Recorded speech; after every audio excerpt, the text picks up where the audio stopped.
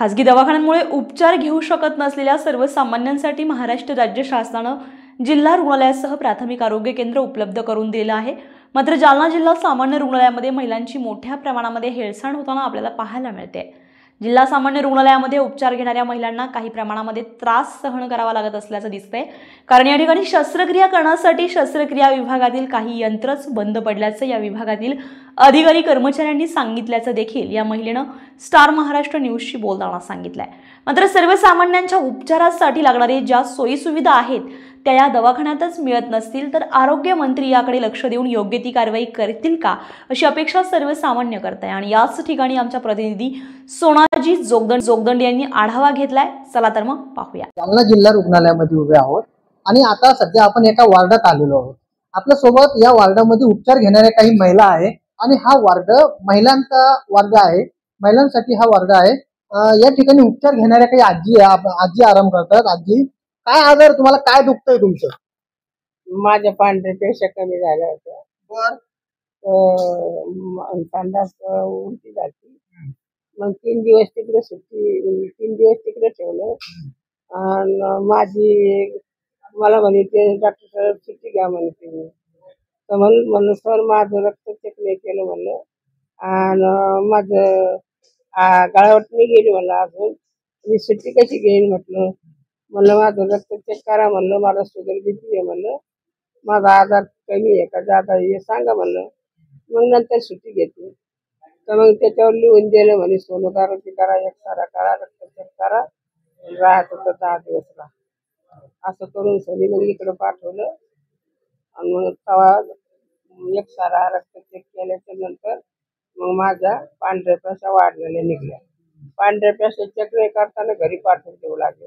मग माझी मुलगी म्हणली अर्धा हजार तुम्ही दुरुस्त करता आणि अर्धा हजार अंगात ठेवता, म्हणे बाहेर करा, आमच्याकडे पैसे नाही म्हणलं, कुठून करायचं म्हणलं सर। असं बोलून सनी मग लिहून द्यायच्या नंतर आणि एक्सरे काढले, सोनोग्राफी केली, रक्त चेक केलं, मग त्याच्यामध्ये माझ्या पांढऱ्या पेशा वाढलेल्या निघल्या। कुठली मशीनी बंद असल्याचं सांगितलं जातंय, डॉक्टरांनी सांगितलं तुम्हाला?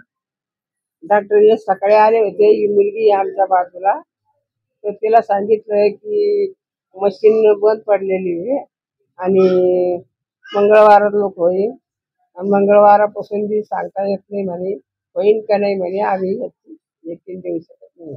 नक्कीच आपण जर पाहिलं तर या सर्वसामान्य जे नागरिक आहेत तेच या दवाखान्यामध्ये उपचार घेत असतात आणि या ठिकाणी जे आजी आहे, या आजीच्या शेजारीच एक जे पेशंट आहे, जे रुग्ण आहे, ते अतिशय अपघातग्रस्त रुग्ण आहे आणि याच रुग्णावरती या दवाखान्यात उपचार चालू आहे।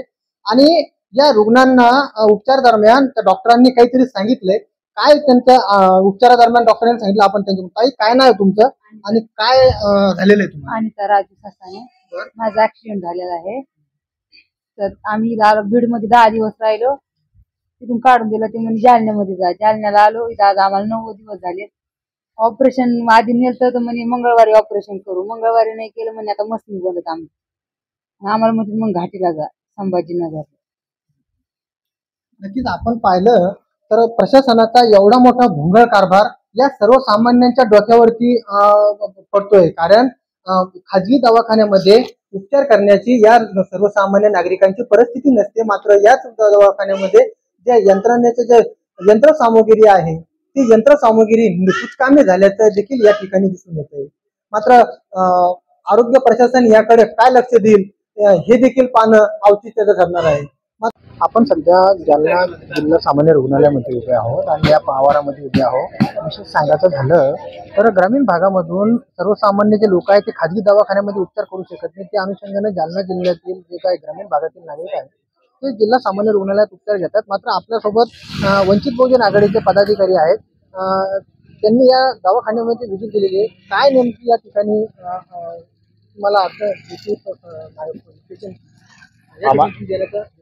आम्हाला या एका महिलाचा फोन आला होता, महिलाच्या नातेवाईकाचा कॉल आला होता आम्हाला। शहागडची महिला आहे, त्यांनी कॉल केला होता आणि त्यांनी सांगितलं की बाबा आम्हाला इथं आम्ही आरोग्य मंत्र्याला कोणतरी बोलणं करून दिलं आमच्या नातेवाईकांना, त्याच्यामुळे आम्हाला ते राग धरून इथं टॉर्चर केले जाते आणि आम्हाला इथून दवाखान्याच्या बाहेर हाकलून देण्याची कोशिश केली जाते। आणि माझ्यापाशी 2 लहान लेकरं आहे, माझे इथं कोणी नातेवाईक नाही।